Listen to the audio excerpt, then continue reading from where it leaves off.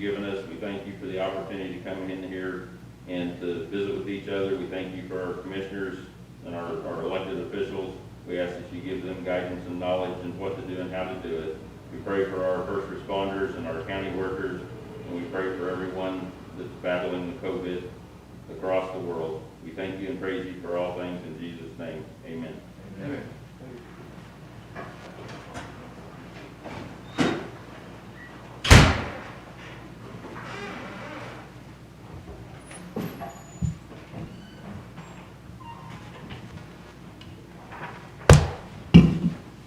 I reviewed the minutes, make a motion that we approve them. Second. Moving on, all in favor? Aye. Thank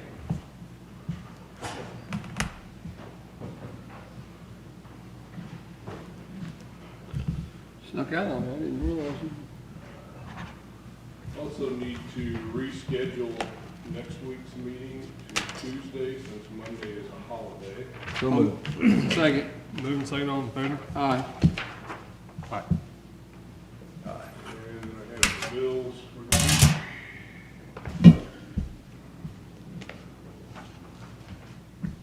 In the amount of $297,620.77 on my motion. Second that motion. Moving second, all in favor? Aye. So that's all I've got at the moment. I do need a personnel session at some point today. I don't think we'll take very long, just whenever we work it in. 10 minutes. Yeah. AMR?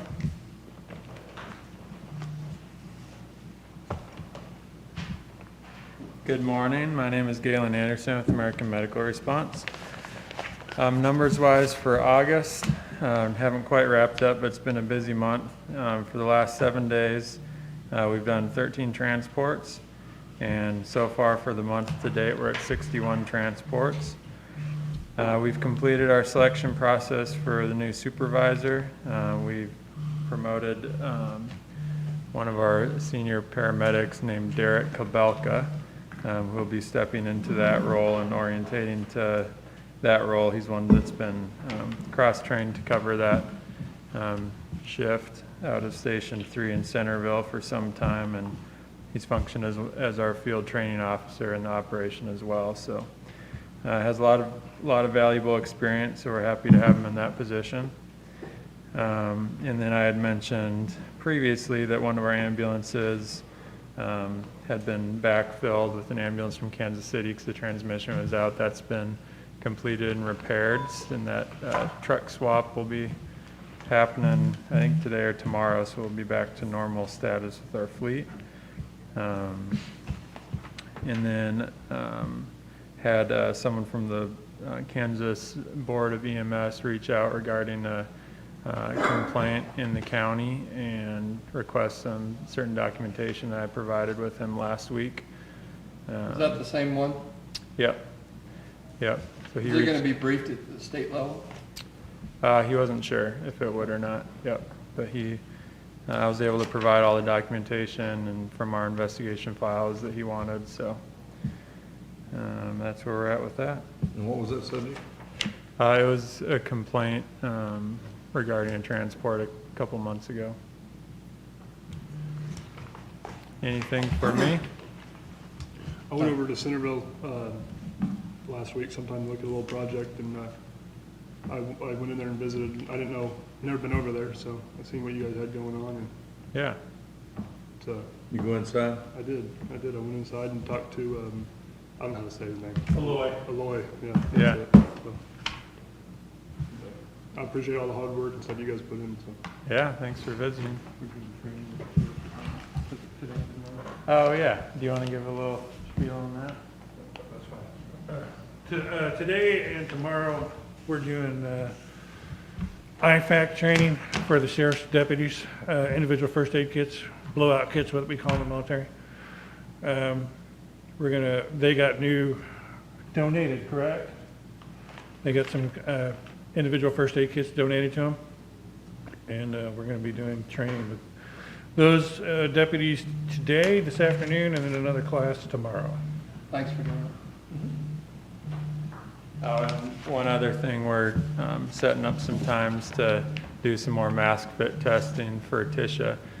She had 7 staff members that need to go through fit testing, so we're going to arrange for getting that done for them. Anything for us? No, sir. Thank you. Thank you. Have a good week. Sheriff?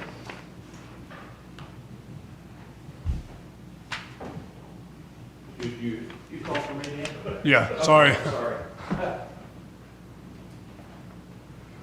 Good morning, Commission. Kevin Friend, Linn County Sheriff. Today, our prisoner total, we're at 22. We have 12 prisoners in. We have 10 farmed out. This past week, we had 163 911 calls, 333 calls for service. And Jeff had mentioned the training that AMR is going to be doing for us. The past couple of months, we'd been putting together these individual first aid kits. They consist of things like a tourniquet and some things like that for probably what I would call critical incidents in the field. We had fully planned on spending probably in the realm of $3,000 on this equipment, and we had a company who will not let us name them step up and pay for those kits for us. So that was a really nice gesture on their part, and I think we ended up with somewhere around $3,200 in the project, and we had the money in our budget for it, but they'd put together a fundraiser for us real quick and paid for those over a weekend without even our knowledge, and then came to us when they delivered them and told us that they'd done it. So that was a really nice gesture. I wish I could name them. They want to remain anonymous though, and just wanted to do it as a good deed to the county. So as a shout out to them, I appreciate them taking care of us. And as well, AMR, they've stepped up. They're going to do our training for us, like Jeff had said, today and tomorrow. We'll be utilizing this room for that this evening and tomorrow at some point. I think it's tomorrow morning we're doing it then. So that's pretty much all we have. You guys have any questions? Schools started, all the schools in the county are going right now, aren't they, right? Yeah, everybody's back in How's- send now. SRO officers adjusting with the COVID stuff? I mean, everything okay? Yeah, everything's going good. The Mountain City District, they're on a kind of a hybrid schedule where they are not in on Wednesdays. So we have made arrangements with the health department. That would be one day that we are doing some COVID transports and stuff like that. So we're kind of working that into that schedule as well, and it's working out really well for us. So anything else? Don't think I have anything. Thank you, gentlemen. Have a good day. Kevin, have a good week. Doug?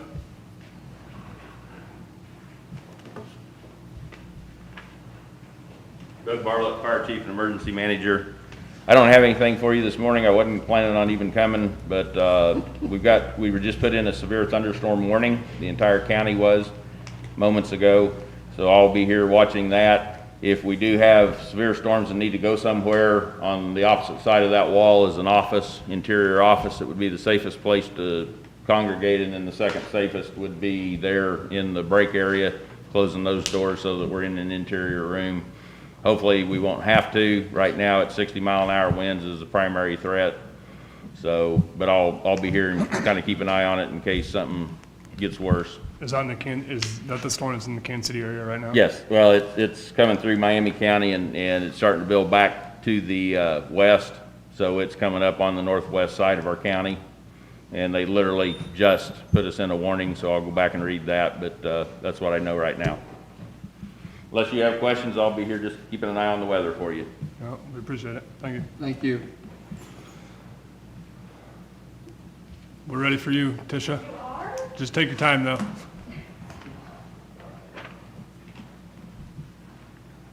Hey, before you start, can you come up and get this? Because I'm going to talk about it in a second with you and just ask you some questions. Just take it over, yeah. That's a pamphlet that Miami County Health Department's passing out. it might be on their website as well. It just shows their numbers. The reason I asked that question is because a couple people have contacted me and asking me why we can't do this, and I don't have an answer for them.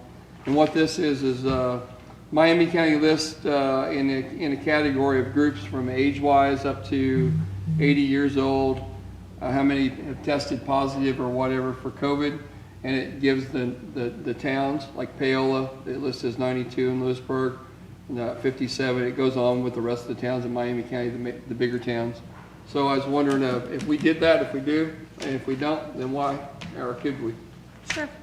Okay. Do you want me to talk about that first? Sure, I started it. So, obviously, in the beginning, we didn't identify due to the towns and things like that, due to confidentiality in our small communities and people mentioning they wanted to know why so that they would avoid that place or something like that. Now, I mean, as far as the towns and things like that, I mean, we probably could do that, definitely. We have not been tracking specifically all of that due to the amount of work that goes into that and the busyness of us with our staff situation. Sure. However, and I have that to talk about on here actually, is that we now, I mean, so, and plus in the beginning, KDHE was not monitoring that information for us. Okay. And so as far as the ages and things like that, that information is easily accessible through their system now versus us coming up with our own system, because they have electronic systems and things like that can do that. So as far as ages go, yes, absolutely. Towns go, I don't see why we can't. The only thing is I'm concerned about if we were to identify like active versus actual case count. Sure. Does that make sense? Yeah. Just some form of version of that, Sure. you could put it on your website if it's not breaking any rules. Apparently it's not with Miami County, so I didn't know if it was. Sure. with us. And I have reached out, I have reached out to Miami County a couple of 2 to 3 weeks ago and got all the information on how she does that. But again, it's a import-export or a data entry type situation. But along that lines, what I was going to talk about is now that KDHE has all of that information, what we were going to do is, instead of putting all of this information specific to our county, tracking it ourselves, is to reference to KDHE's website in regards to, that way it doesn't create duplicate work. Okay, so KDHE has that already? They do now have that. You just and research it by so, county? and when we do that, we will give that information, I mean, we'll post that on Facebook and things like that, how that's gonna be done. And if there's something on here that KDHE's not tracking, then I don't see why we can't look at doing that. The issue that we've identified, where's Doug? Did you talk about numbers? Okay. The issue that we have identified, schools have I'm switching subjects, but you'll see That's why fine. here in a second. Schools have, there is a 1,100-page document that the KSDE, Kansas School Board, and then several physicians created for schools in a safe reopening.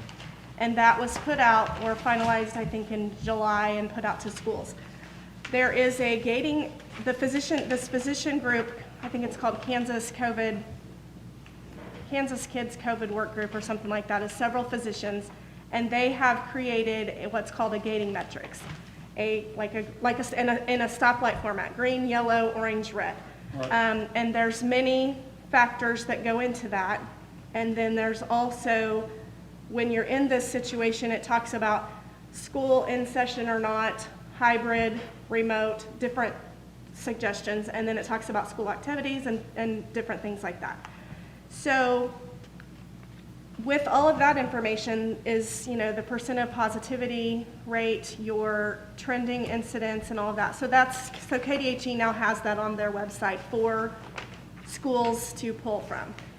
We identified some discrepancies that were potentially affecting our percent of positive rates that could either make it worse than or better than what it actually was.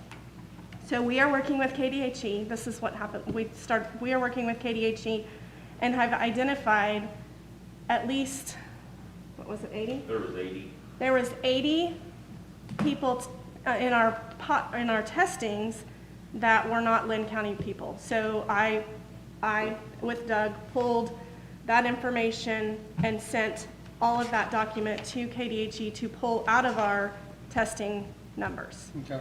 Because then that would make us saying we tested more than we actually did, which then affects your percentages. So we're working on that part of it. Okay. So anyway, that's what I was going to talk about schools.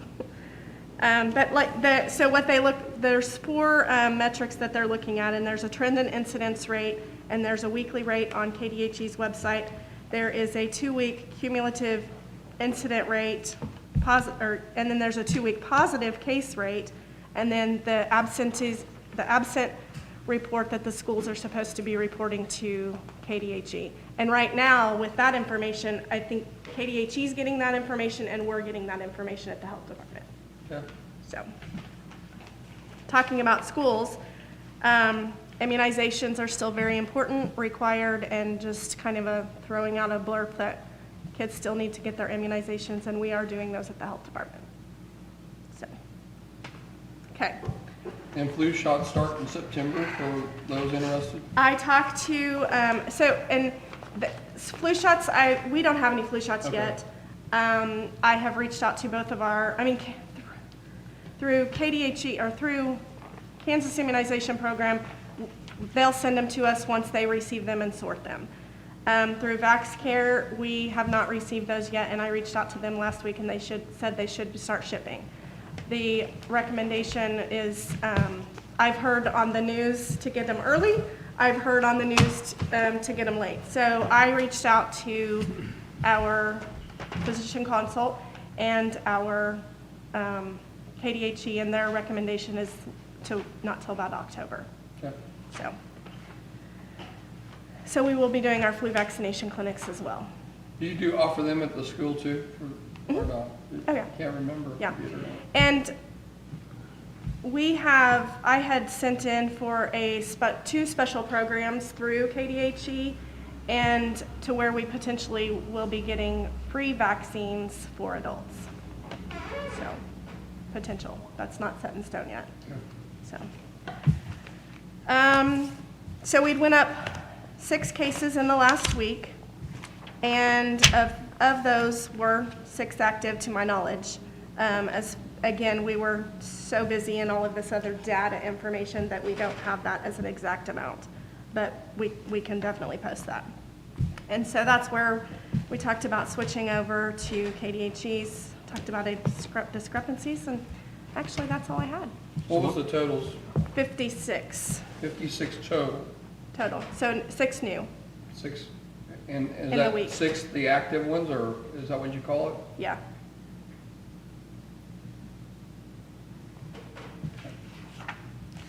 And then I need 5 minutes for legal. Thank you. Do you have any questions? Have you been working close, has the schools been working close with you, calling about, like, with the schools starting or anything like that? They have? Yeah. Everything going good? I mean, I'm as good as it can? yes. Yeah. That's all I had. Thank you. Oh. Jack?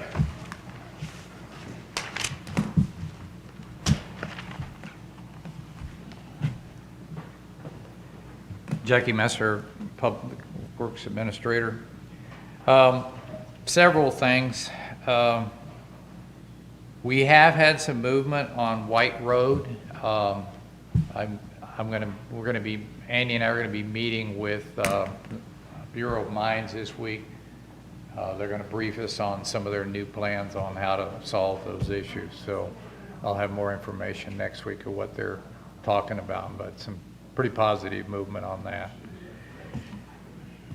We did have an issue that came up, and I'll show you how I resolved it. We had a gate put across a road. This is the location. It was installed across the road. There was 2 property owners. We own all this. There's two property owners, one here, and then somebody else owned that. Well, I worked with the guy who bought it, or put it out. He's purchasing this land, so he will own all of it. So in the meantime, he's just gonna, instead of taking the gate out and then petitioning to put it back, he's just gonna chain it open, make it open until he has an opportunity to come up and say, I want to vacate that road, I want.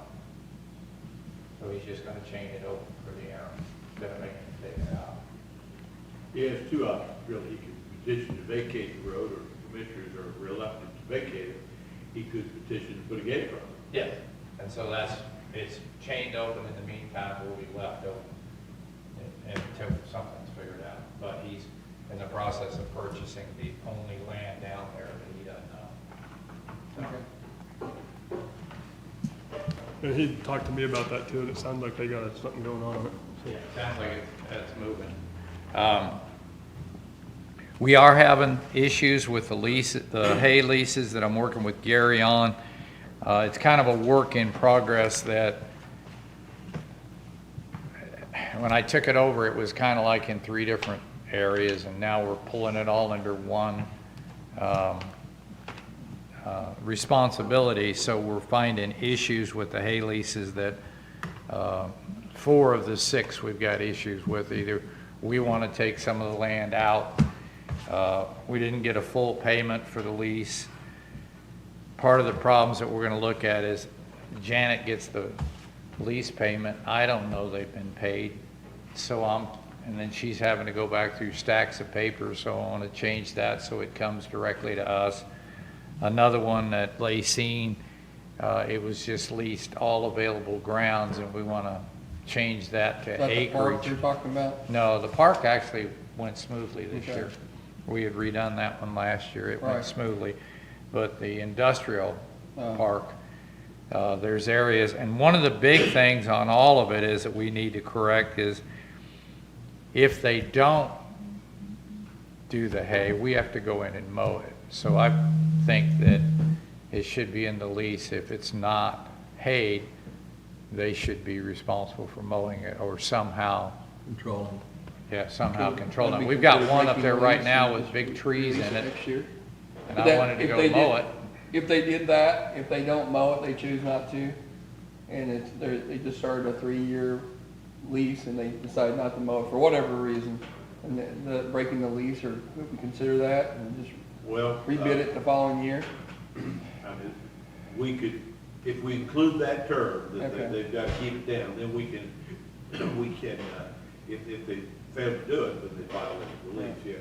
Yeah, we had 2 of them we had to mow last year, and then one of them we didn't mow because I thought US Minerals had the lease on it when they didn't. Now we got trees in there, and I wanted to go in there and mow it, and the guy says, well, the lease says any available grounds, and that's available, I'm gonna cut hay on it. Good luck with that. But anyway, we'll correct some of that stuff in this, see if we can modify. The leases are 5 years. Okay. See Are if you we gonna can adjust modify that, or them. are you happy with that, or, The 5 years? yeah? I mean, is it, I'd say less than that because maybe 3 for the new ones. These guys are paying money to fertilize, so if they're gonna take care, Or they 5. should be, if they're Yeah. gonna pay it for 5 years, if they're gonna pay it for 2 or 3, then they're probably Yeah. not gonna do anything with it. They're That's just the gonna point, yeah. And then we Mow also it and have, sell it. we have one that we required it to be hayed twice a year because KDHE's on us if we don't. So we're gonna end up mowing that one because they've only done half of it. So we want to see if there's any penalties or how we can fix it. I'm working with Gary on that. Request for propane bids is out on the street for the year, the propane for the year. How many gallons did we do last year? We bought what? You put them all together, which is great, because we were taking. We're guessing 10,000 a year is what we're going to use. Okay. And I sent the bid proposals to the vendors that operate in this county. I sent them out already, request for bid. So while you're on that, then what about salt and sand? Have you already ordered? We're doing really well on that because we went ahead and filled everything to the We're max. We're good right now, but the problem is we've doubled I'd say we've doubled our storage capacity. Mm-hmm. So if we're judicious with it, maybe we won't run out. if they run out, which they've been doing every year. Right. So I think we're in good shape on that. We added the 2 domes at Pleasanton. We added one up at the park. So we have those 3 new structures full right now. Everything's full. Good. The bridge request forms went in today. We went with the 3 bridges. When I talked to him the other day, I asked the engineer, why don't we do more than one? And he said, nobody does. Nobody's ever asked that question before. So he called and asked them. They said, you can put more than one in. So we're putting 3 in. We're putting the one, and here's a copy of it, the one for what they call Hell's Bend. Right, The second one is the Nichols Bridge up here. okay. And the third one is, I forgot the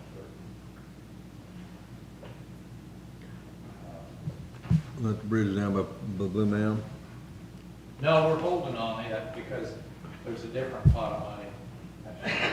Different one we showed, what we talked about last week. Right. Okay. So here's the 3 bridges that we're putting in. Oh, I know, it is Robinson Road up there. And that one's a question of, it's gonna be a very expensive bridge. There are parallel roads to it. So if we get a grant for that one, which I think is unlikely, that's the one that's just a stab in the dark. It's an old 1-lane bridge going across off Robinson Road, but there are accesses around it. So we might be better off to look at removing that bridge and just use alternate routes. It's about $1 million replacement for that bridge, which would be $800,000 from the state, $200 from us. So that's a discussion. I don't think it's gonna, the reason I wanted them to go with 3 is because the way they're throwing COVID money around, if the federal government decides to beef up the bridge program, the infrastructure program, I want to be in line. That would save us a lot of money.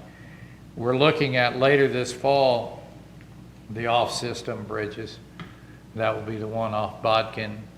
I told him this morning when I talked to him that I wanted to look at 3 bridges that were off-system bridges to put in 3 submittals, so we'll have a fairly decent chance, but they're not real expensive bridges, the next group. Might even be able to replace them with box I culverts. appreciate all your work on all these things because they're so costly. Yeah.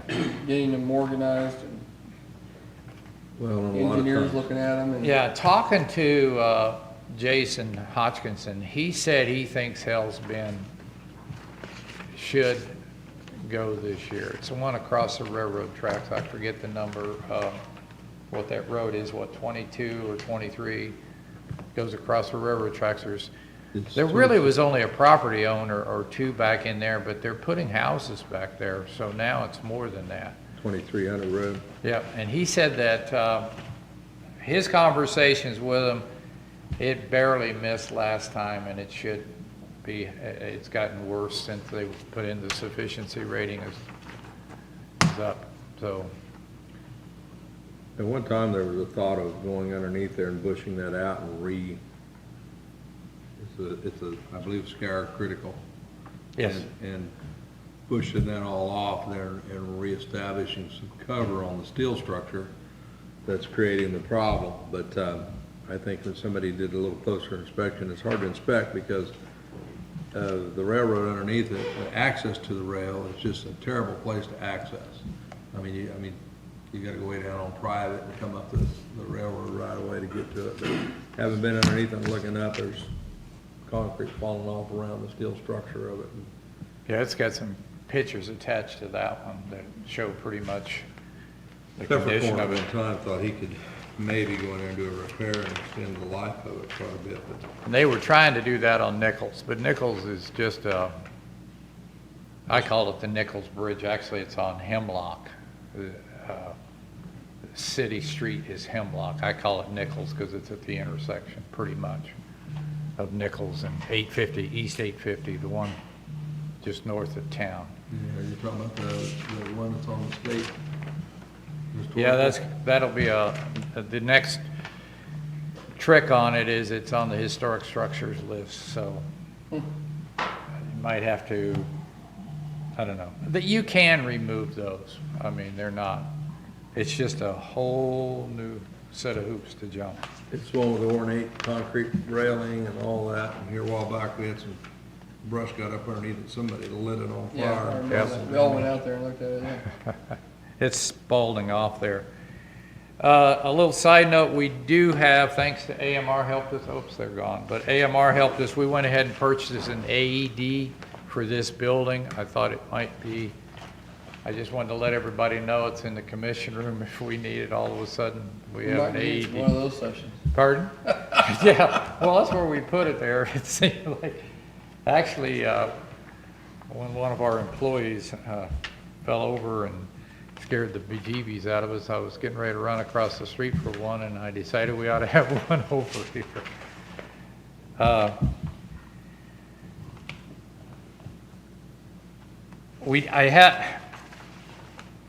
I've been working with our new supervisors about bidding out stuff.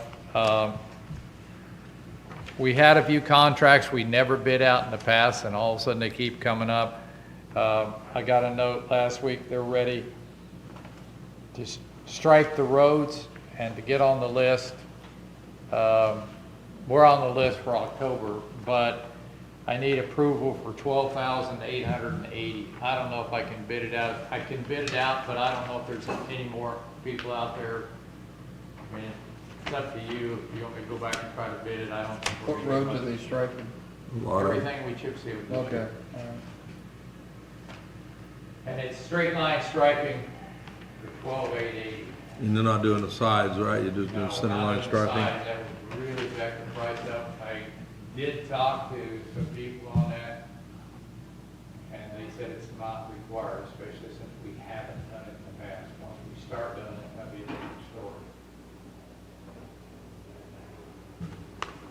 A little history on that, somebody jumped me about that, it was just 15 years ago or 12 years ago, and the original estimate we got from the guys then was astronomical. And then we decided to start working it in. Actually, it began on the power plant dam and the cost of it, and then as we put it into the asphalt rotation, or as the repairs go on, they stripe, and should be a 3-year fix. But anyway, ended up being $15,000 a year, and our original estimate were millions of dollars, what it would take to just to stripe the whole community on our county blacktop roads. Yeah, but anyway, I think it's been a worthy project. I get, from the positive feedback you get when you come through and do that, you almost always get a call or two. People say, "Oh, I appreciate it." Yeah. Well, you have to let it cure for a little bit, but, Yeah, you got chip loss and everything else that's going to just naturally occur. So, yeah, I'm all right with that. I think that's the same company we've used for years, is it not? yeah. And we heavily looked into that at one time, so. Yeah, we've never gotten anybody that compared on price, No. and they've always done a good job. And timely, so. The figures down there on the end is my handwriting on the bottom. They gave me a per gallon. Well, with that, I'll make a motion that we approve the 12. striping with straight line striping for $12,880. Up to, okay, a second. Move second, all in favor? All right. When I did a safety meeting this week. Actually, last week I did actually 3 of them because we were trying to stay apart because of COVID, so we repeated it for the 3 groups. And I made a comment in the meeting that one of the questions that came up said they were interested in replacing that semi-tractor we had. And they said, why can't we replace it? I said, well, we're talking 125, 135,000. I'd kind of like to wait till next year's budget because I don't know where we're going to land on gravel. And one of the guys said, well, what if I can find one? What if we can find one? He worked in Kansas City on these trucks forever. And he came up with one that's considerably less that I wanted to consider. I don't know if I can say the amount or. If you don't mind, let's hold on just a little bit in case we do go out on some numbers, but. Okay, and the 3 trucks that we have, just as a comparison, the one we would be replacing is a 1981 Ford that was a dump truck that we took the bed off of and made it. Here's a picture of it. And here's the unit that we're talking about. This one? Yes, here's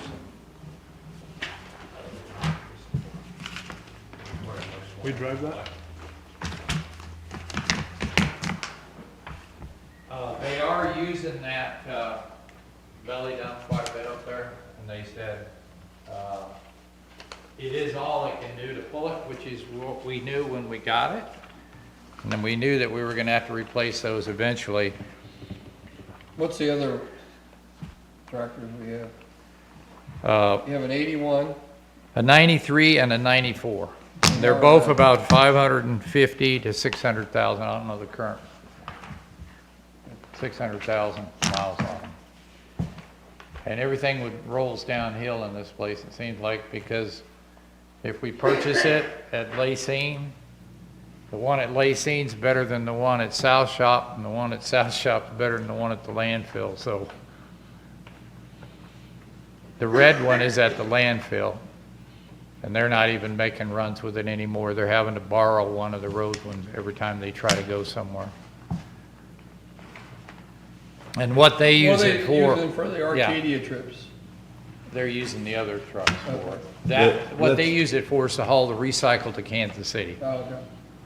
That's a worthy discussion for right now, but they use that straight truck that we replace every so many years, hauling those boxes, and as each community fills, and feels subjective, because if you look at the trending on what actually gets hauled, you know, because some of them are 2 or 3 or 4 tons, so they're not either doing a great job of compacting that material into those boxes.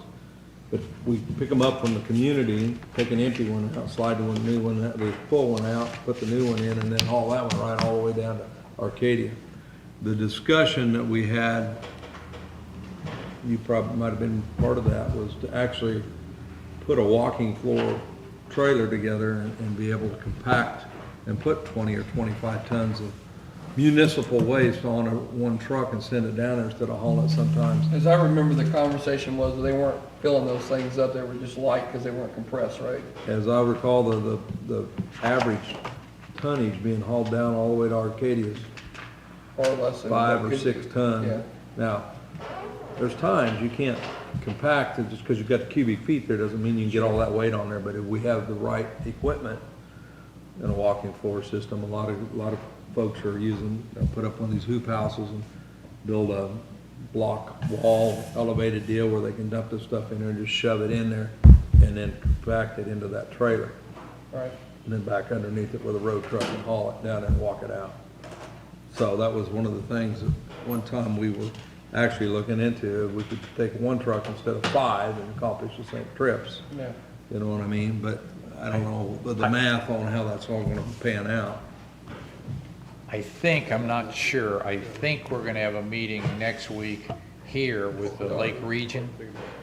And I could ask them if anybody's using that system and Look give at us some Anderson feedback. County and Franklin County, and of course, Miami County is being managed by Deaf and Ball now, but, and they do that exact thing. They'll, of course, Deaf and Ball, if anybody's an expert at managing waste, why they are, so, or solid waste. But And we're hosting that meeting, but I don't know if they're gonna move it to Zoom and virtual and all that, but I think we're doing it here next week, so it'd be a good chance to ask them about, work on that. Yeah. So have you been in contact with them about this? I have not, I was just gonna, they actually have it in the shop, having the, they did a KDOT inspection on it, and they're correcting everything that KDOT And they're came still up gonna with. sell it for the price they advertised it? Hope not, I hope to work it down. I've not negotiated at all. I wanted to send a couple mechanics up there to look at it and make sure it is good, as advertised. With that red one? this truck, Yes. the gear ratio is a little high. I'm mileage isn't too bad, the weight is no lighter a truck would you want. But, is it wet? Is there a wet kit on it? Do you have a need for any type of a wet kit? I don't know yet. If you do a walking floor, you end up using that same tractor to do a walking floor system, you'll need a wet kit, which is not a huge deal, but it's something that's of an expense, these guys. Well, it would be an update of what? It's a 2013, so. Yeah, I'd say, you got 1981 is struggling, you're gonna go to it, for the cost of that compared to what we Yes, looked yes. at before. So right now, we're considering this, you're gonna send some mechanics to look at it and then gonna make a decision? Yes, I just want authority if it's to go to start making offers and negotiate with them, see if I can get the price down a little bit, and then, So you'll get back with us in a week and let us know the condition of it? yes. Okay. Yeah, I'm gonna definitely send a couple of mechanics where I'm in agreement, it probably needs to be updated. What do You you can think? keep that 81 around the landfill? No, it would go on Purple Wave. Can I see I a have picture of about- the old one? He's got 'em. No, it would go downhill. Like the one from Harry's shop that's worse than the one from North shop would go to the landfill because they don't use it as much, but it would be, the 94 or 93 would be fine for down at the landfill. So, You got the red truck pictures? yes. And here's the bridge information as well as that quote. Look at that for a minute. On that bridge, back to that bridge thing, do we have funds set aside yearly for bridges, or how's that work? I mean, 200 is a lot of money. we put back every year for bridge replacement. It kind of just builds. So do we have, I mean, we have, is that okay? have over $1 million in there. I don't think it's quite that much, but I can tell you here in just a second. We receive some federal dollars every year for the bridge program too. It's dark out there, man. Yeah. It's getting black. Doug, what, you got an update? We've The got, one you ordered up is coming in. we've got 828,000. 828,000, so it would be, well, say they did the Nichols Bridge and the other one, you're talking 350,000 in approximately ours, plus our engineering, well, I guess that engineering cost would come out of the grant. So we're looking at 350 to 400,000 for two bridges, and they would be kicking in 800 and 600, they'd be putting in $1.5 million, 80% of the project.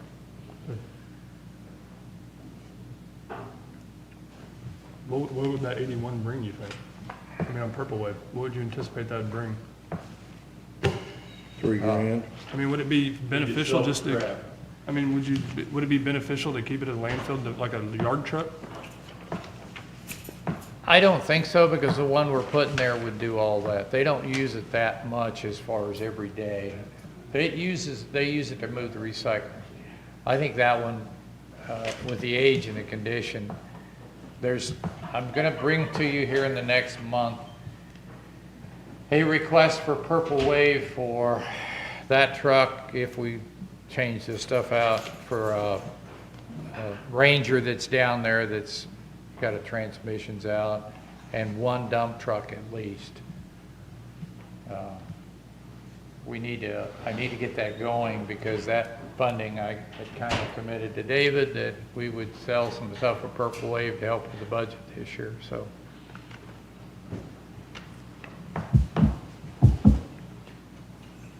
Doug, you got an update on the weather?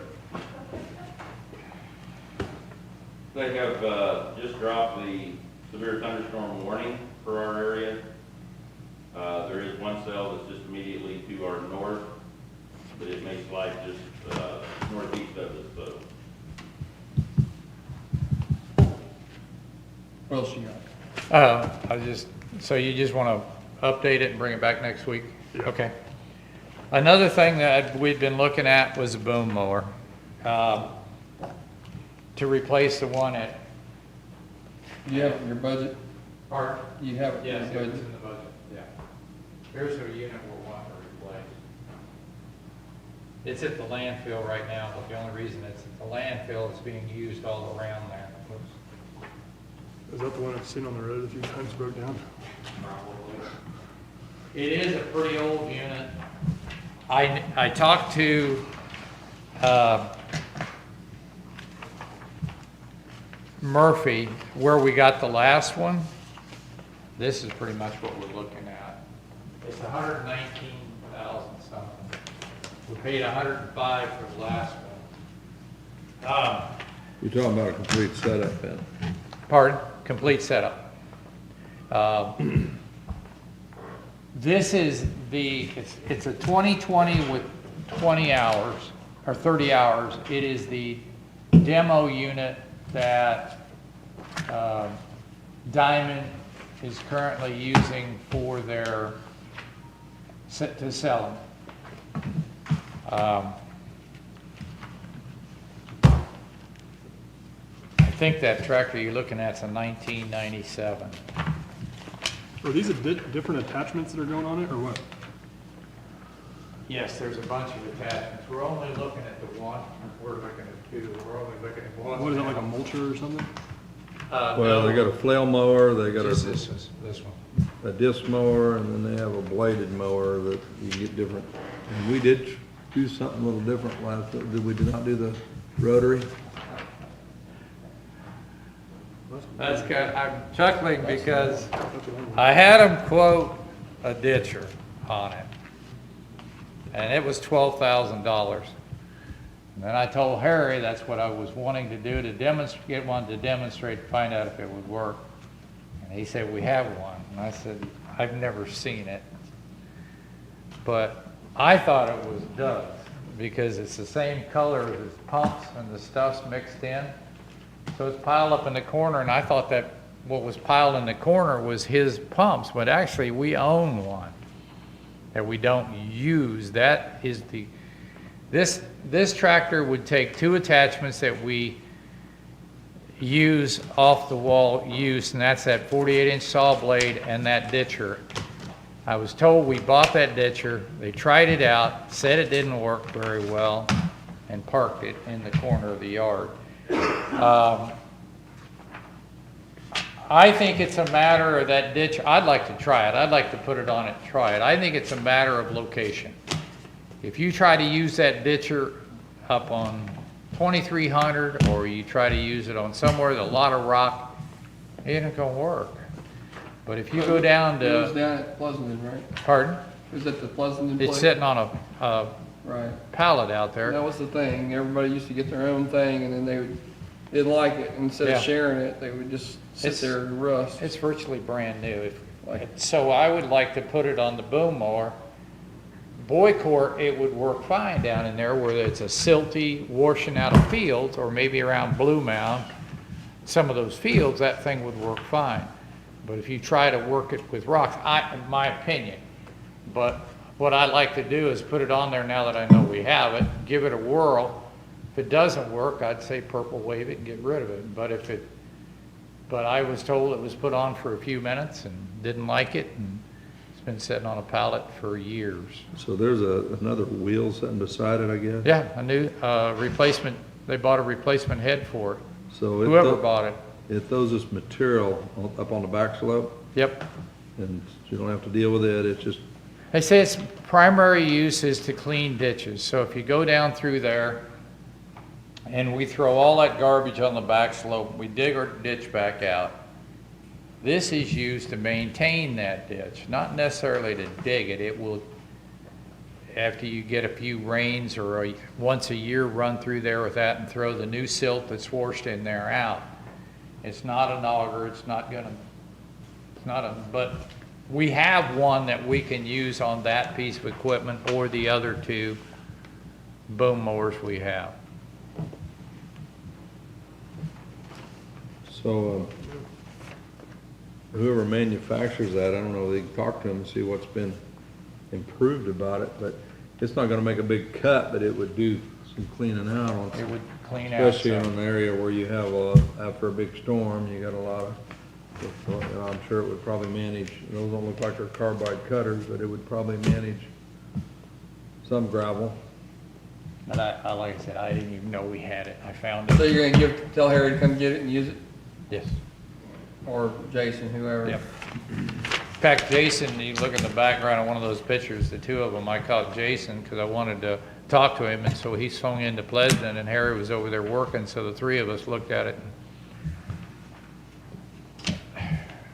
I think it will work, but, and the only reason I brought that one up is because it is a used piece of equipment, so if we bid it out, I don't think we're gonna do much better than the price they're asking.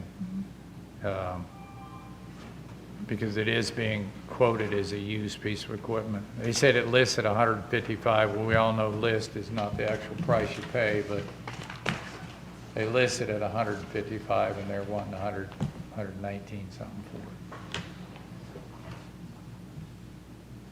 it. And it was in the budget for last year for this year's replacement. It's in the capital outlay for this year.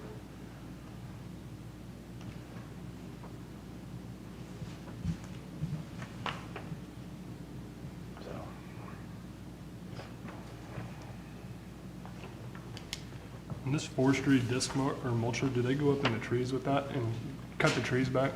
Yeah, we actually have another head that we don't put on very often because it's in competition for time, that has a 48-inch saw blade. So if we have a landowner that has, I mean, they maintain their property and they're, instead of beating the heck out of the trees, we'll use that to cut the branches.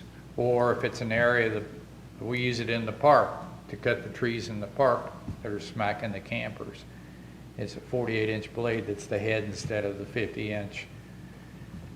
So now we have 3 attachments we can use with it. Good. But I don't think that older one would run that ditcher, or that older one, we're still using it, but it's like anything else. You have to tell the operator to baby it because it's a very old unit. Not everybody does that. Some of them that don't have the finesse. I do have Tom Dennis using it. He's familiar with that piece of equipment and he uses it the most. Other people use it and we're repairing it. The head on it came off of one of the other mowers. Had to be repaired. And that one would, if we replaced it, that would go on Purple Wave immediately, while it still runs and has some value. I mean, we could keep running until it blows up, but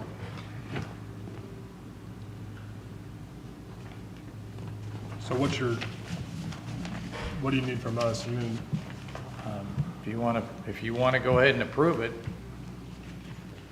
You're looking at 119 for the tractor, the mower. what'd you have in your budget last year? I think I put in 125 for it. We have not, it's 130. We really haven't used capital outlay this year, have we, for that, for anything? I think it's pretty much, because I've been holding off because I didn't know what the gravel was going to have to use the capital outlay to pay for gravel. And, because I don't want to go over budget on What kind of anything. warranty? Does that mean it comes with a really good warranty, I suppose? Yes, it's got a warranty with it.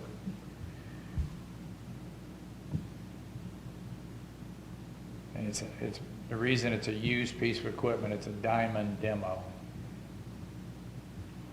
Of course, they jump. Capital outlay for the belly dump trailer, about, it was almost 40,000 out of District 1. And other than that, there's been some little odds and ends, but not much has been used. Has a 2-year, 2,000-hour warranty, and the motor has a 1-year warranty. And then I'd ask them about increasing that too. How many other units do we have right now besides that one? 2. 2 more? Yeah, we have 2. Three- One three north, total? one. We would have 3. Yeah, we have 3 total. Okay. I need you to put it in your budget.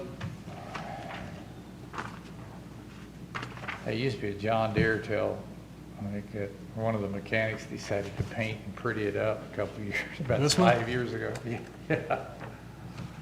Oh, I see the green. John Deere green under that yellow. Any plans to get rid of this if you get the new one? Yes.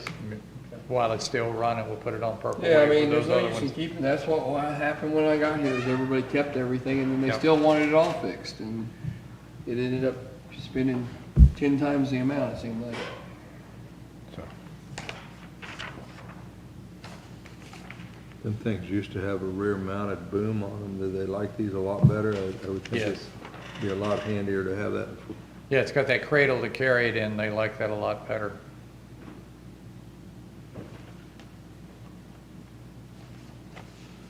2 years, 200,000, got 36 hours on it, huh? And you're thinking the new ones would be pushing closer to 150, huh? I'd say about 135, 140. We were able to get the last one, again, a used unit, it was 105, but it was a year old, and it was that was back when the highway was running John Deere's instead of New Holland. So I believe that was a John Deere came from the state, and then they slapped the diamond mower on it. That's the reason we got it as cheap as we did.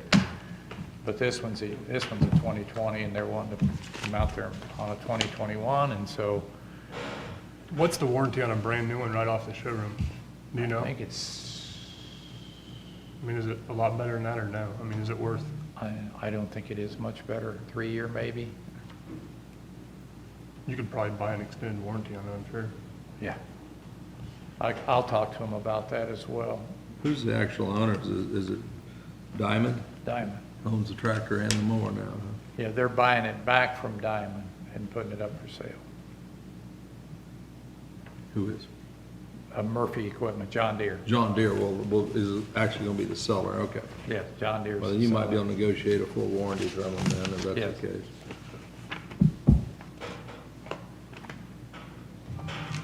I don't have an issue with it, I think. It's in your budget, I don't have it, and it's under what you anticipated, and we know we need to rotate the stuff out. And we got antique 1981 trucks, and that piece of equipment looks, and the biggest thing is to train the people.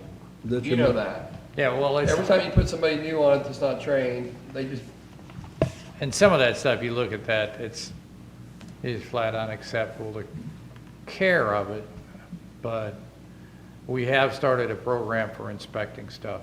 Before we didn't. But you tear off a tail light, you fix it. You write a report, accident report now. Before we didn't.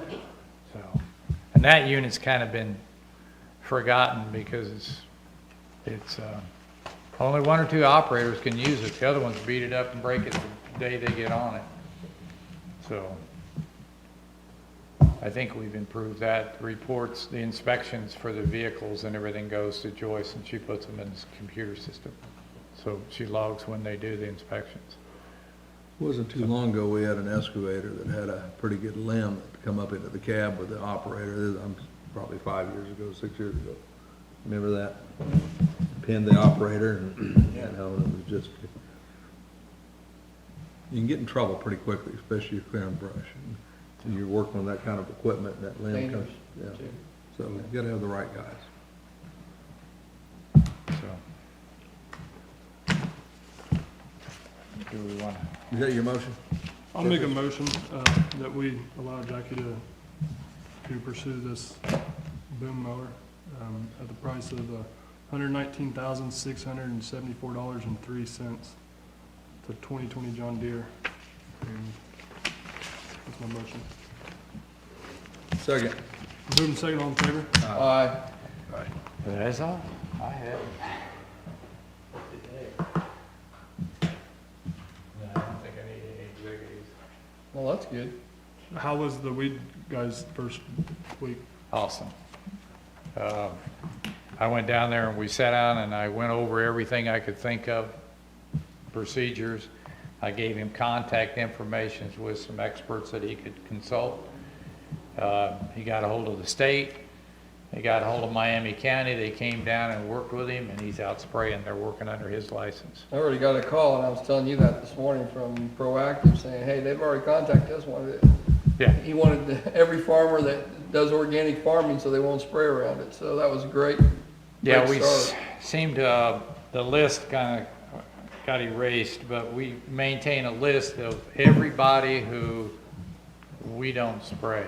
For example, Jason Petrick, he's got bees here, there, and there. We want to know about those bees. John Byington's got bees, so we're going to contact them. There's a place out on Boy Court that has organic farming. They say, please don't spray as you go by. We don't want to spray. So we're building a list and also making contact with all the suppliers of the cost shares. We're all caught up on cost share. We had gotten a week or so behind, but they're all caught up. Chris went down there and trained him on the STAR program, which is the state reporting program for the noxious weed. So he's been trained on that. So You said Miami County had come over and helped him out as well, that weed director? yeah, the director came down. He even went through our trucks with him, saying, this is how you use our truck. This is how you use your truck. This is what you ought to do to upgrade this, that, and the other. And this is how you fix it.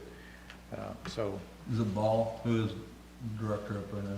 White, Daryl White. Oh, Darrell. So, That was entertaining, wasn't it? yeah, Daryl's also the chairman, president, whatever you want to call him, for, it's kind of like our lake region with the Lake region solid CMD. waste. It's a regional noxious weed. They all get together periodically. Like I was saying, the one next week here, it's our turn to host a meeting. And so I don't know if it's going to fly or not. Everybody's postponing. The new thing is the virtual. I said, well, if you want to have some people here that want to come, we'll use the live streaming and we'll catch the rest. So we're just having to adjust. So Thank you. okay, thank you.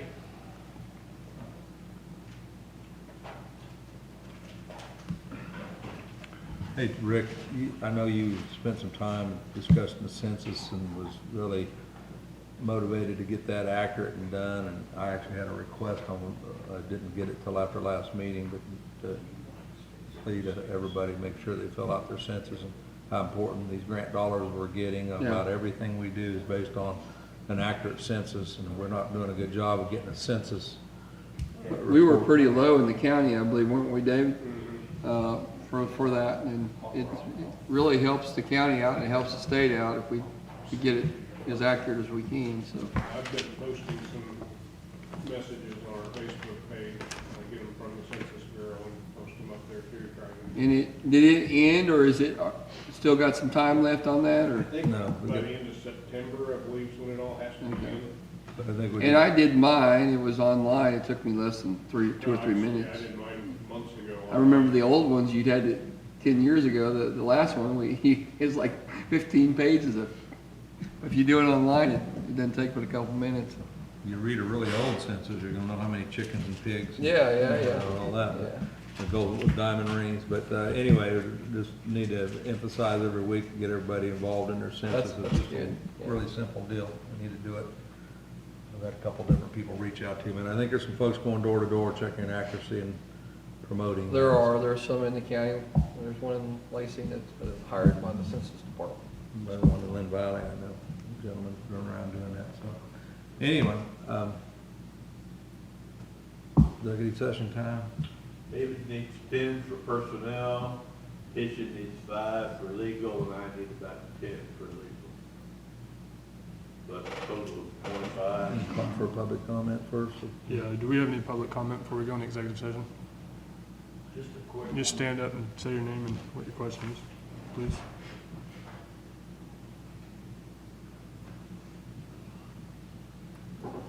Mike White, Mound City. I'm just curious where we're at on our jail judicial center project. Any comments from the commissioners? Well, go ahead. No, go ahead, you're good. You got it. We've talked to the two, and we're still negotiating where we're at on it, so. We're negotiating some of the numbers down, doing some cutting on the projects to get it down where they want it.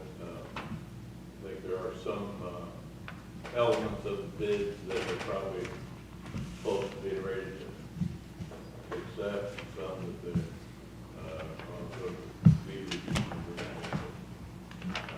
that'll all, I anticipate that there'll be something come out by next week, laying out where they are on that in detail. Before they make any firm decisions, it'll be laid out. Yeah, there's no, I mean, you can only cut so much, so, like we said, we're not gonna be over, or we're not doing the project until we adjust it. So that's what we're trying to do now, so. Any more? Good? All right, I'll make a motion that we go into executive session with Gary for 10 minutes, David for 10 minutes, and, or was it David? Yeah, and then Tisha for 5 minutes. Total of 25 minutes. Second. Moving second, all in favor? Aye. Make this into a candy bar. At least you can help me. Yeah.